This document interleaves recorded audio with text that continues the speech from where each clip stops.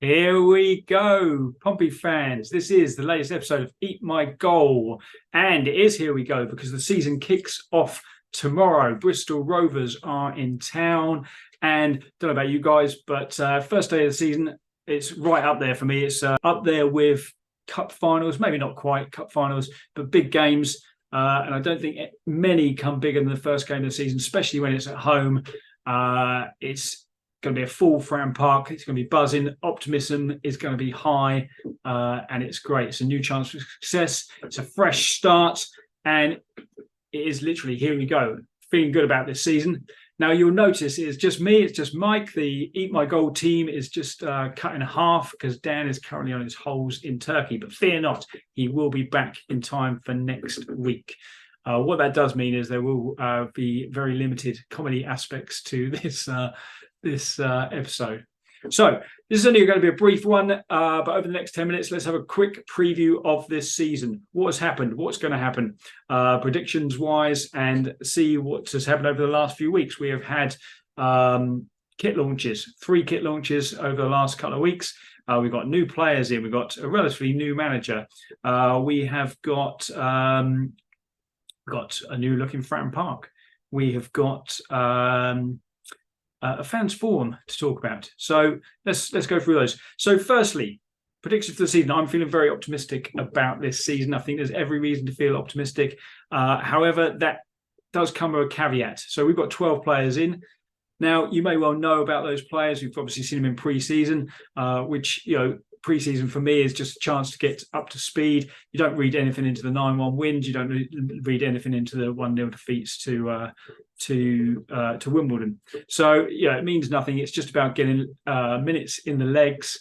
It's just about kind of working on things, working on fitness mainly, but trying to get the team to gel. Now, when you get 12 new players in your squad, it is going to take time to gel. So it's also going to take time for Mousinho to start to understand who is his strongest 11 or who is his strongest 15, who are the players he can rely on.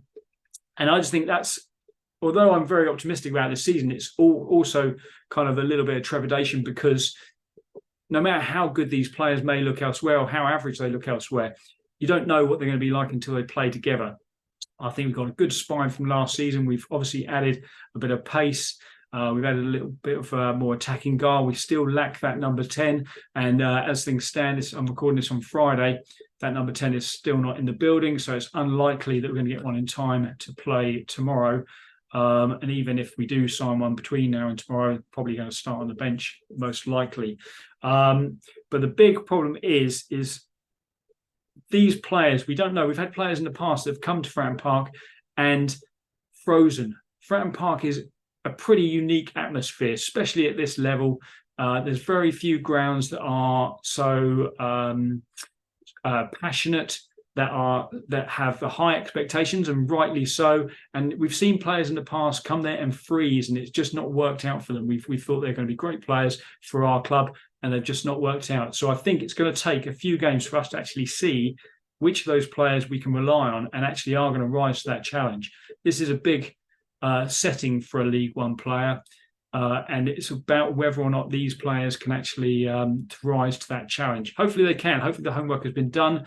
Obviously the business was done nice and quick. Window opened, bam, within 5 players within days, but 12 overall. It's looking pretty nice. And what is really nice about the signings, we've got a permanent goalkeeper for the first time since McGilvery. But the majority of the players are on perms as well, with the exception of the lad from Norwich. He's the only loanee. Everybody else on perms, and there are also quite a lot of 2 years with the 3rd year option, or just a 3-year contract, which again is a relatively new thing for Pompey signings. Quite often we'd get them on a 2-year in the past. So a lot of pressure on the players, a lot of pressure, I think, on Mousinho as well to deliver. Results were, better once he took over last season. However, performances, in my opinion, were still fairly dull. We're fairly laboured, uninspiring. But now he's got a chance to actually bring in some players that he's more keen with, work with the team in the way that he wants to work with. So hopefully we're going to see a more dynamic, more fluid Portsmouth. And challenging at the top. That's what we want to see. Now, that's where we should be. Let's talk about the fans forum. And obviously the big story of the fans forum was Mourinho's comments about it wouldn't be a failure if we didn't go up. Now, I know he's since come out and kind of addressed those to a degree. But I think people were saying, well, why is everyone kicking off about this? It wouldn't be a failure. Well, it would. It absolutely 100% would. And I understand exactly why people will be kicking off. We've been in this division now for 7 years. We need to get out of it. And it would 100% for me be a failure if we didn't come out. And it doesn't fill me with a lot of confidence when the manager is saying that. I think he's kind of misread the room. I think he's misread how passionate Portsmouth fans are and how desperate we are to get out of this league. So I think it was, I know people have said that, if you look at it in context for what else he was saying, but ultimately, those words were said. And for me, it would definitely be a massive failure if we don't go up this year. I think League One is the weakest it's been since we've been in there. You've got some decent sides in there. You've got Derby, you've got Bolton. I think Charlton are looking okay. They've done some nice business. But you've got other big sides, as in Wigan, Reading, massive financial problems. I can't see that they're going to be challenging at the top. So that instantly takes them out of the equation. I think Barnsley will be decent as well. But there's not a lot of decent sides in there. There are not too many. And I don't think there's any that we should really be fearing. The big sides in last season were head and shoulders above the rest. I just think we've got to be looking at top two, if not that, minimum playoffs, and we should be going up through the playoffs. But yeah, I really think he misread the room. I think from Portsmouth's point of view, we love a fighter. We always get behind a fighter, whether it be a manager, whether it be a player. Sometimes we forgive players' technical ability if they have that passion and that fight on the pitch. Players that spring to mind, such as Martin Cool, Sean Derry, players like that, not technically brilliant or not even technically good in some cases, but actually real fighters on the pitch. And we love that. And we need to see that from our manager. And I think Mourinho as a player seemed to be that sort of character. I think he needs to bring some of that passion across. For me, the jury is out on him. I'm not against him in any way whatsoever. I'm not massively for him as yet. I'm not seeing anything that has made me think, yes, he's going to be a superstar manager for us. This season is crucial, and I think this season is crucial that we do go up. If they weren't believing that they were going up, then they probably shouldn't be in place. But he has come back and kind of addressed that and pretty much said that if he didn't think we can go up, he wouldn't be here. So fair play for coming back out. It's just kind of, and he's a new manager, so maybe being in that situation is slightly unusual for him. So expectations are high, and they should be. Little bit of tribulation over the players, but we shall see. We'll see how it goes.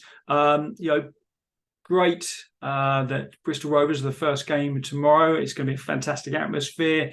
It's a sellout at Fratton Park, with the exception of one or two seats down in the south stand near the Milton end. I think it's going to be an amazing atmosphere. Add to the fuel to the fire that you've got the everyone's favourite pantomime villain in Joey Barton coming to town. I can't see anything other than a great occasion, and I can see a Pompey win tomorrow. I'm calling it now.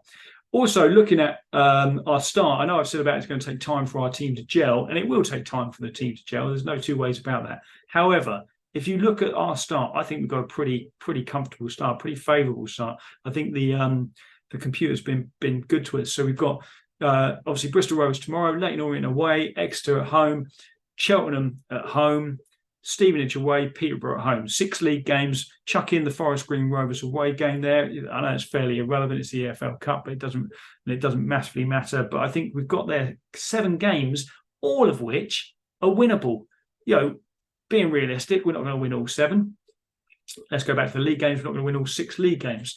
But I think we should be looking at 4 wins from that, shouldn't we? And I think we should be looking at a period of no defeats in that opening 6. Peterborough's probably the toughest game, but that's at home, and I think home advantage will bring us the points there. So I think by the end of those 6 games, we should have a good understanding of what our season's going to be like. Because if we struggle in those 6 games, we've then got the likes of Derby coming up. We've got Lincoln away. We've got some tough games coming up after that period. And we've got a little period of about 4 games where it is all quite tough. So I think we've got to get off to a great start. We've got to get off to a flyer. We've got to get that team gelling as soon as possible. They are all winnable games. I would like to see a return from those 6 games of at least 12 points. You've got to be aiming for at least 12 points from those 6 games. Anything less, it's I'd say it's nervy. Long season, obviously, but we've got a real good opportunity to get off to a flyer. Anyway, that's where we're at. New players, new season. 3 new kits look fantastic. I think it is amazing. For the first kit, particularly best home kit from Nike, I'd say, that we've had, and best in my opinion since the Canterbury kits. Away kit is okay. It's a little bit different. Third kit has got a bit of a mixed reception today. I personally don't mind it. I knew it was going to be pink and it's going to have those maroony sort of colory bits on there. It's probably a bit too much maroon for a lot of people's liking, and I can understand that. There was no way they weren't going to put a sponsor on the front. At the end of the day, it's a contractual obligation that they have to have that sponsor on there. Probably would have cost a lot of money not to have that sponsor on there. So the sponsor is always going to happen. But it is what it is. I actually don't mind it. Quite like it. Wouldn't pay 55 quid for it, but there you go. That's just my opinion. Fratton Park also looking very nice. Great work done on Fratton Park, I think, over the summer. I think it's looking fantastic. The home fans entrance to the Milton end. I call it the home fans entrance, but it's the Frogmore Road entrance for Frogmore Road side. It's looking decent. I think looking very, very good. In fact, it's just, I think there's just been so many improvements. The bar's looking better. The toilets have been improved. So lots of positives. Even the fact that they've put in the wheelchair access for away fans now is going to be in the away end. I think just little things like that make a big, big difference. So hats off to everyone involved in that. And I think this summer has been, in my opinion, the biggest tangible improvements that we've seen, both in the playing staff, in the way we've done our transfer business, but also in the improvements to Fratton Park, therefore improving the matchday experience since the Islers have taken over. I think it's a big, big step forward. Key thing now is let's do it on the pitch. It was good to see that we were up there in the sustainability awards. I think we were one of 3 teams nominated for that. Plymouth ended up winning it, which is good because it shows that you can go up from League One being sustainable. But I think it's great that we're sustainable. We're not in a situation where we were 13, 14, 15 years ago where we were spending money beyond our means. But now the key is it's great to have a better looking ground. But it's great to have new young managers and a director of football in place. But the most important thing is what happens on the pitch. So it's down to you now, Pompey. My prediction is this season got to be promotion, 100%. I think we'll finish top 2, but I think even if we don't, we've got to get promoted through the playoffs, end that playoff voodoo. But that's my prediction for this season. I think we are going up. I think it's a big opportunity for us. It's a weak League One. Let's do this. So 3 p.m. tomorrow, Bristol Rovers, packed Fratton Park. It's going to be a great atmosphere. It's going to be a good season. We will be back. We're going to be rebranding. This will be the last Eat My Goal, but we will be rebranding. More on that throughout the week. And we will be back next week to review the Bristol Rovers game. We'll see you then. Come on, Pompey.